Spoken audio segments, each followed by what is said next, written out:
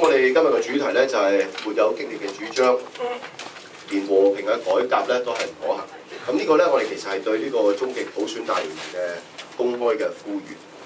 點解我哋會有呢個咁嘅公開嘅呼籲咧？其實好簡單嘅道理嘅啫。咁就有坊間被譽為溫和派，有譽為我哋係公投派。喺個過程裏邊，我哋究竟點樣協作？點樣能夠即係共同推動民主咧？呢個係我哋最關心嘅問題。咁所以咧，今日我喺呢度咧就即係代表社民連咧係發表咧呢一份嘅公開信嘅。相信大家都知道咧，參加終極普選大聯盟嘅都係我哋20多年嚟咧喺香港民主運動咧並肩作戰嘅盟友。所以我哋相信咧，普選大聯盟嘅盟友咧係真誠咁希望咧係透過同中央建制派嘅對話咧係能夠實現呢一個嘅普選嘅。但係咧，身為佢哋嘅核心嘅成員，分別蔡耀昌同埋單仲偕等等咧，其實佢都不止一次咧，就喺公開嘅場合裏邊咧，例如單仲偕就話：嗰日唔知係咪喺香港咧咁樣。蔡耀昌咧就話佢唔會評論咧呢個問題。當然啦，我哋唔係針對即係個別嘅人士，即係曾經講過啲咩嘅説話。最重要咧就係佢哋竟然喺對5月16號呢個咁重要嘅日子嘅投票嘅問題上邊咧，都到目前為止依然係支吾以對嘅。咁所以咧，我哋認為咧，為咗顯示我哋普選盟喺呢一個嘅問題上邊咧，好似有一啲即係進退維谷嘅情況。咁516嘅投票，佢哋嘅覺得就係好似等於一定係支持5區公投，就妨礙呢一個溝通大業咧。咁所以我哋今日咧特別有呢一份咧嘅聲明咧係作出回應。咁既然即係普選聯盟希望同理性務實方式盡快實現呢一個嘅民主普選嘅終極目標，我哋都希望佢能夠咧係好理性、冷靜、溫和啲，聽一聽我哋嗰啲嘅聲音。其實喺普選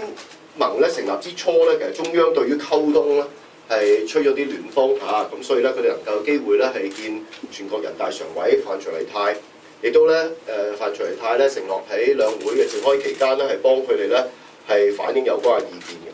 但係事與願違咧，普選聯盟咧嘅意願咧，其實喺面對高牆裏邊咧，似乎咧係冇回音。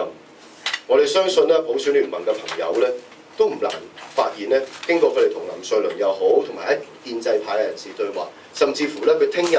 我聽講咧就會同民建聯嘅對話裏邊咧，民建聯都已經公開講咗，就話請你不要咧將廢除功能組別咧作為一個大前提。咁所以咧，其實可以反映到咧，就係能夠喺日後政改嘅問題上邊咧，佢哋讓步嘅可能性咧，已經可以話係微乎其微嘅。但係咧，特區政府同中央咧，仍然咧係製造緊呢個好似有得傾咁樣嘅氣氛。咁呢個好明顯咧，就係因為要拉一派打一派，希望能夠咧冷處理咧我哋咧5月10號嘅5區公投。我哋非常之擔心咧，即係普選盟嘅朋友咧，每日咧都帶住呢一個溫和民主派呢一個嘅主流傳媒俾佢哋嘅桂冠嘅時候咧，有時係會自我感覺良好，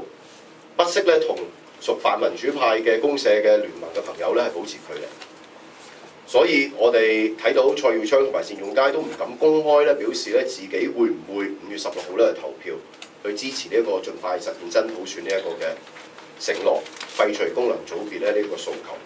我哋認為普選聯盟喺5月16號嘅投票裏邊咧，而家態度咁模糊咧，係將會影響到咧支持民主派嘅選民嘅投票意向，係撞害咗咧我哋嘅5區公投運動。第二個部分，我哋想引述咧，我哋最近咧喺街頭派嘅傳單嘅一啲嘅內容咧，就其實就係咁講嘅，就係冇激烈嘅主張咧，連和平嘅改革都不可行。點解我哋有呢個命題咧？魯迅曾經講過，中國人嘅性情咧，其實都係中意調和折衷嘅。比如話咧，你個屋太暗嘅燈光嘅時候咧，我話需要開個窗，咁但係咧，大家都話唔好啦，因為咧會覺得開個窗唔係咁好。咁所以咧就，如果我話我不如咁啦，拆咗間屋佢嘅話咧，咁咧啲人就話，不如咁啦，我哋有個折衷方案，開個窗佢啦。所以我哋今次呢一個嘅提議就話俾普選聯盟嘅朋友聽，正正因為有我哋嘅5區公投，先至有建制派同所謂中方嘅中間人同埋傳話人咧，肯同你傾下。但係其實呢一個咧，好可能都係啲煙幕嚟嘅啫。我哋引述翻咧李儀借用呢一個魯迅呢個比喻咧，係替呢一個嘅5區公投運動咧，再講清楚一點就係、第一，冇公投運動就唔會有中央同建制派咧，同呢一個終極普選聯盟咧係有忽然善意嘅溝通。如果中央同建制派真正咧係落實真普選同埋廢除功能組別呢兩個最重要佢哋嘅底線裏邊讓步嘅話，市民就會咧係全力支持咧我哋。市民可以接受終極普選聯盟同中央協商對話，甚至乎係妥協。但係任何嘅協商對話咧，必須有呢一個實力作為基礎。而5月16號市民大眾去投呢一票，就係作為佢哋溝通同對話嘅最重要嘅基礎。最後，今年3月7號，相信大家喺個國際新聞嘅報道裏邊都睇到，伊拉克嘅選民咧，明知投票站係有炸彈，都為自己嘅將來去投下無謂嘅一票。我哋相信咧，普選聯盟嘅朋友同我哋一樣，都係過去咁多年或者今日，甚至乎係未來咧，都係為民主咧係不惜佢哋嘅決心。即使係面對戰亂嘅伊拉克，佢哋尋求穩定嘅伊拉克人民咧，都係會願意投一票。所以5月16號呢一日咧，係我哋香港市民有一個共同嘅目標，就係盡快落實真普選、廢除功能組別。呢個議題咧係投下嘅一票。呢個唔單止係屬於我哋社民連，唔屬於公社兩黨，係屬於香港全體嘅市民咧，就民主嘅投一票。最後咧，我哋亦都引述呢一個馬丁路德金咁講咧，就話對一個人嘅終極嘅評斷咧，並唔係出於喺安寧嘅時候，係面對挑戰同埋喺大是大非嘅時候。5區公投運動，我哋走到今日，我哋面對咁多嘅抹黑批評，呢啲可以話係挑戰。我哋面對一個最簡單嘅一個議題，落實真普選、廢除功能組別，甚至乎透過呢一個形式去體現我哋香港市民一個直接民主嘅權利，呢個好顯然係一個大是大非嘅問題。所以咧，我哋好希望終極普選聯盟，我哋作出呢一個呼籲，對於佢哋嘅會員同埋佢哋過去嘅支持者嚟講，投一票就係我哋香港人為我哋中國、為香港嘅民主嘅未來投下最神聖嘅一票。咁咧，我哋今日喺呢度咧就係完結咗我哋咧嚟簡述我哋今日個公開信嘅內容嘅部分。咁睇下大家有冇補充？邊個先？大鬥。我簡單講2點嘅啫，即係第一咧，即係關於呢一個嘅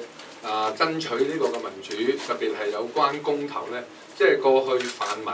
即係喺不同場合咧，過去20幾年咧，係喺多次嘅聲明同埋多次嘅辯論立場裏面咧，都係表示支持嘅。亦都泛民亦都曾經係搞過一個嘅模擬嘅公投，所以係啦，民間公投係正式搞過。咁所以即係喺公投個概念原則方面咧，咁多年嚟泛民係支持嘅。咁第二咧就有關即係呢一個嘅投票咧，其實即係投票係整個民主嘅最基本嘅基石嚟嘅。即係有啲嘅學者講咧。即係呢個 voting is the essence of democracy 係嘛？即係最基本嘅。咁就伊拉克3月啱啱進行呢個選舉。咁喺個選舉裏面咧，有啲嘅即係恐怖嘅反對黨組織咧，就係話明會呢個嘅武裝呢一個恐襲呢一個嘅投票站，亦都當日咧係死咗37個人，係被呢個恐怖襲擊而死。但係個投票率係62%。伊拉克啱啱3月進行，人哋喺呢一個冒死嘅情況之下，都超過60%人去投票。作為爭取同埋支持民主嘅人士，到今日被問到竟然會唔會去投票都咁柯過同埋咁含糊，即係咁呢一個嘅冇立場嘅話咧，呢個絕對唔係所謂呢個民主派應有嘅立場。呢一次5區公投個標題係支持真普選。同樣呢一個嘅新民主運動，